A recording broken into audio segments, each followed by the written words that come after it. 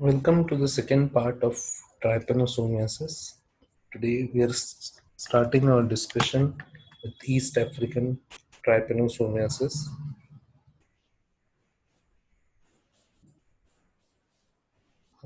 This is caused by Trypanosoma rudescens. The name itself comes from the location where it was found. It was found in Eastern and Central Africa, and it was discovered by Stephens and Fanton in the year 1910.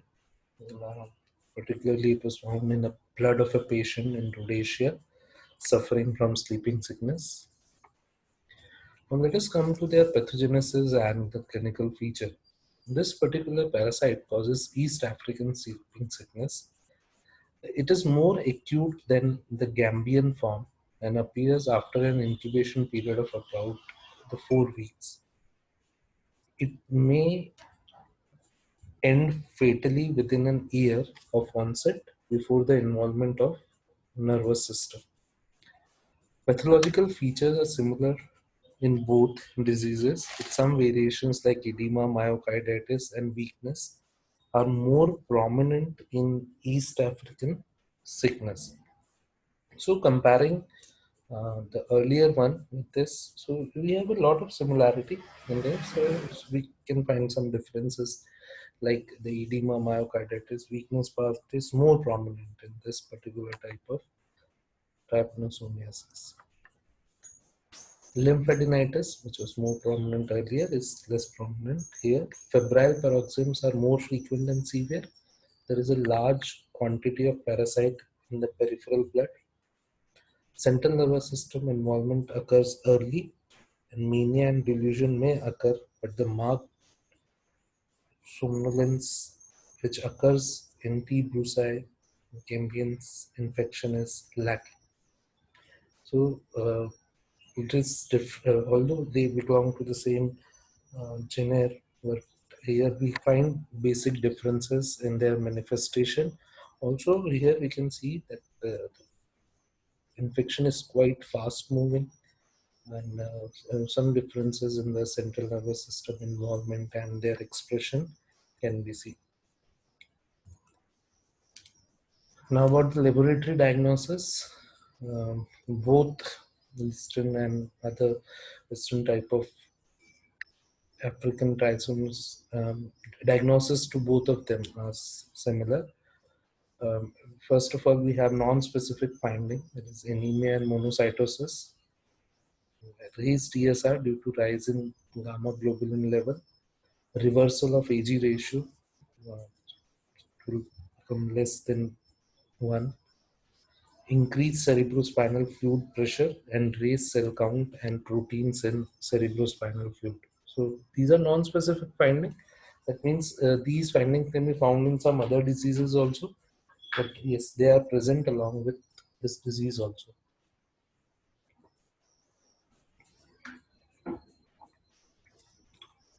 About the specific finding, definitive diagnosis of sleeping sickness is establishment by demonstration of trypanosomes in peripheral blood, bone marrow, lymph nodes, CSF, and canker fluid.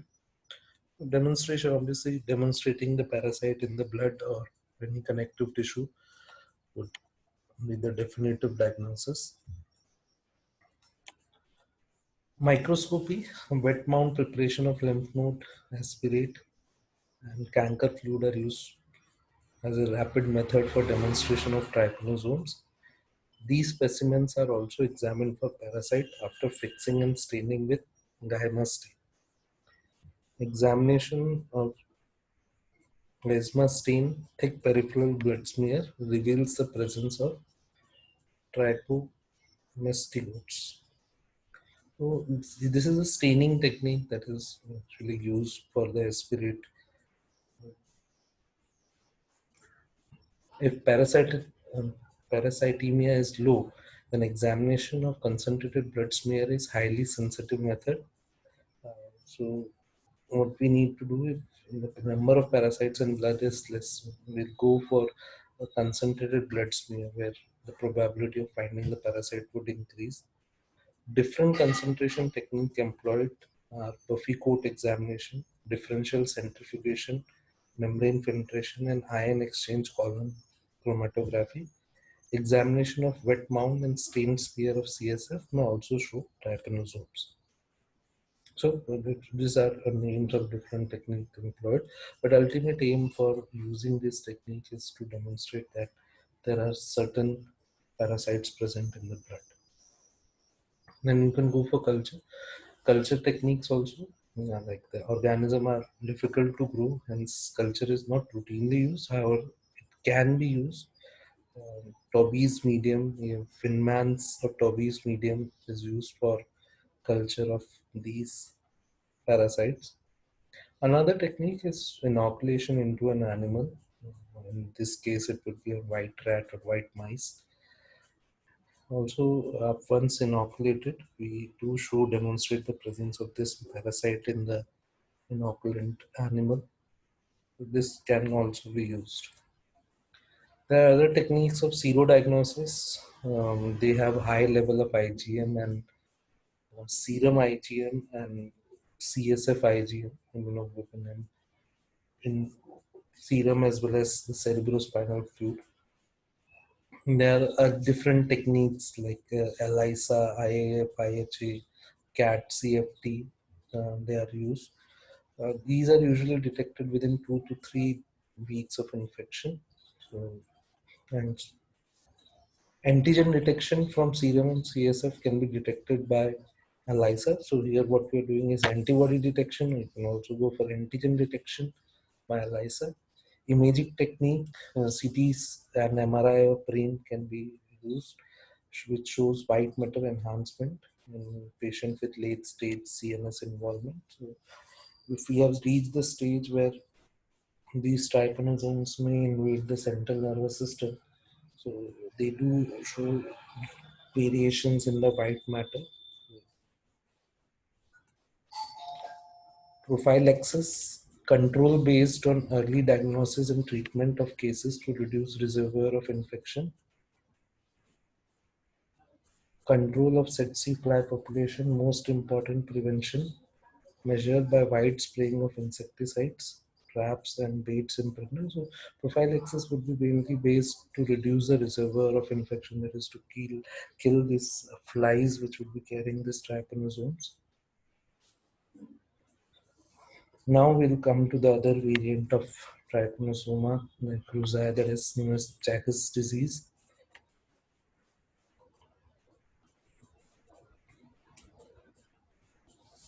Now, regarding this disease, it is a causative. Actually, it's this disease name is Chagas disease. It's of South America, trypanosomiasis. So now, from Africa, we have shifted to America. History and distribution. So it was Carlos Chagas, and he was investigating malaria, accidentally discovered Trypanosoma cruzi, zoonotic disease limited to South and Central America. So these are located to particular locations like America. Its habitat, hence the name, as we know that they do have a definite host as human. In humans, they exist in amastigote and trypomastigote form. Amastigote and they are intercellular parasites usually found in the muscular tissue, so they stay inside the connective tissue like muscular tissue, nervous tissue, and endothelial tissue. Whereas trichomastigotes are found in the peripheral blood. So their existence itself can be classified in two parts. That is, their existence inside the connective tissue and existence in the blood. In Ridovit bugs, a mastigote is found in the midgut and trypomastigotes are found in the hindgut and feces. So these will have another route of passage coming out of the bug or the intermittent host, that is through the fecal matter. Now, what is the morphology? A mastigote, oval body, they do have a oval body. There is 2 to 4 micrometer diameter they have. It has a nucleus and kinetoplast. Flagellum is absent. It resembles a mastigote of Leishmania species, so it is called as Leishmanian form. We don't have to confuse it with the Leishmaniasis or why they are known as the Leishmanian form, because it's similar appearance, because of its similar appearance, and they do show multiplication at this stage. So this mastigote form would be present inside the tissue, muscular tissue, reticuloendothelial tissue. Then comes the trypomastigote, non-multiplying form, and they are usually present in the blood, usually longer in structure, approximately 20 micrometer long, or short stumpy form, slightly smaller, that is 15 micrometer. Posterior end is wedge-shaped in stained blood smear, shaped like C, U, and S, having a free flagellum of one-third the body length can be seen. So this is a confirmation, or this appearance will suggest to you that trypomastigote of Trypanosoma cruzi are present in blood. Then comes the epimastigote form. They are usually found in the insect vector, Rudivid bug, and in culture. It has a kinetoplast adjacent to the nucleus and undulating membrane run along anterior half of the parasite, and they usually divide by binary fission. So it is almost everything is common in these organisms. Which we have seen for the other forms also. Binary fission was the mode of replication. Again, we will see the life cycle. Definitive host is man, and the intermittent host or vector is Riduvid bug. But in this case, it's not the tsetse fly. Its infective form is metacyclic trypomastigote found in the anal region of Riduvid bug. Reservoir host is armadillo, cat, dog, and pigs. Its mode of transmission, the man is infected by the fecal matter of Riduvid bug being rubbed into the bite wound through contamination of conjunctiva and other mucous membrane. So in case this bug bites you and we do rub that area, so the fecal matter would enter into the blood circulation. It may also spread through congenitally or through blood transmission. So this is how the life cycle of Trypanosoma cruzi will look like. The majority difference is in the shape and the intermittent host, that is Rudovid bug present here.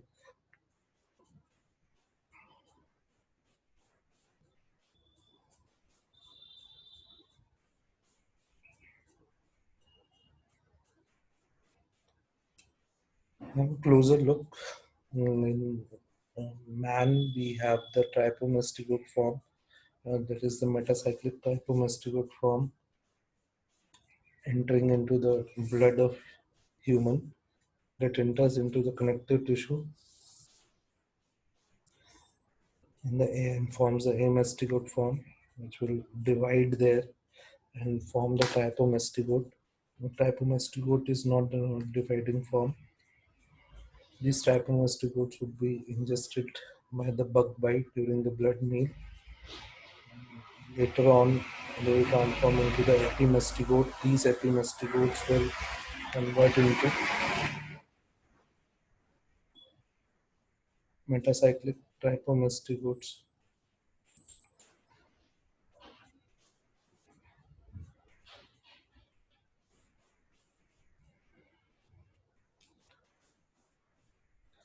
So, pathogenicity and clinical feature of Trypanosoma cruzi. Incubation is around 1 to 2 weeks in man, and disease manifests in acute and chronic form.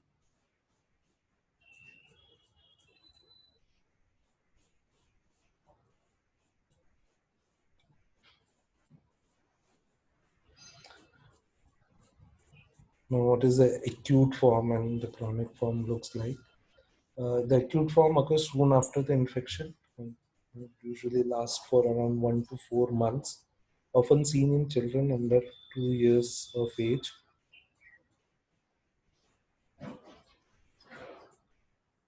First sign appears within a week after invasion, and inoculation of parasite in conjunctiva causes unilateral painless edema of periocular tissue in eyes.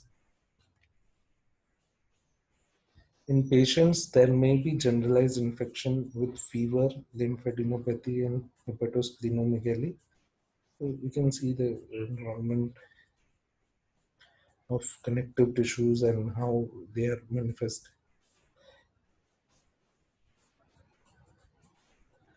Patient may die of acute myocarditis and meningoencephalitis. So it is the area of manifestation or expression of these parasites causing endocarditis. In this particular case, it's the myocarditis, and also they would be affecting the meninges, so, causing inflammation of these meninges. The chronic Chagas disease is usually found in adults and older children.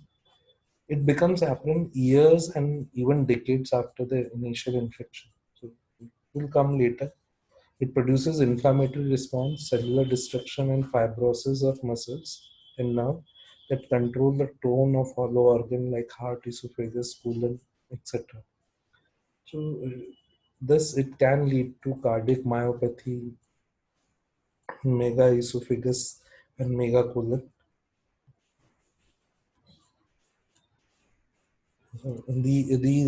What is happening is they are causing fibrosis of muscles and nerve, which will have definitely hamper or functioning of other organs like heart, esophagus, and colon. Thus, it can lead to cardiac myopathy, that is abnormality of the cardiac muscle, megaesophagus, and megacolon. It is as the tone would be lost, so the diameter would increase. That is of esophagus and the large intestine. Congenital infections, transmission is possible in both acute and chronic phase, causing myocardial and neurological damage in the fetus.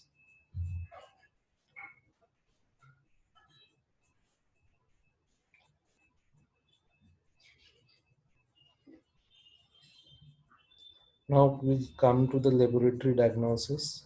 That is a microscopic examination of fresh anticoagulated blood or puffy coat is the simplest way.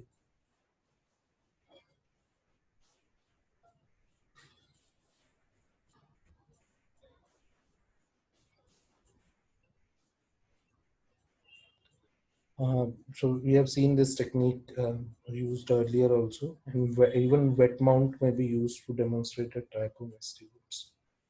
Trypomastigotes can also be seen in the thick and peripheral blood smear with gamma stain.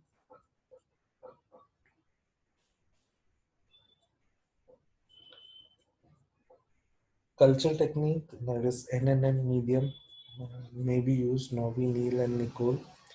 Medium is inoculated with blood and other specimen and incubated at 22 to 24 degree Celsius. Fluid from culture is examined microscopically by the fourth day and then every week for 6 weeks.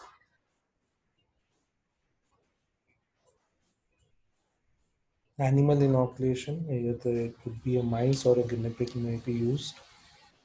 Xenodiagnosis, it is a method of choice in suspected Chagas disease if other examination are negative, especially during the early phase of disease. Now, what is this disease? The redwood bug are reared in a trypanosome free laboratory and starved for 2 weeks, then fed on patient's blood.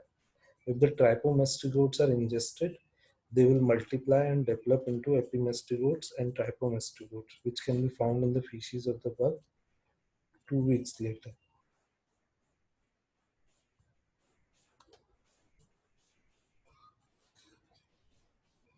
Serological, and that is antigen and antibody detection that we have seen earlier, might be used in different connective tissues. We can find the antibodies and antigen.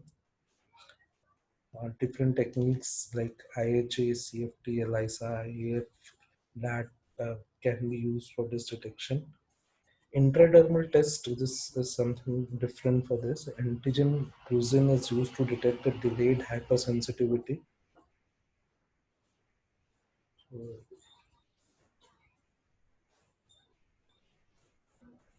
this might be used in even PCR technique can be administered for demonstration. Although the treatment line is not so much beneficial for us, I'm not interested in the allopathic medicines. Prophylaxis is important. Application of insecticide to control the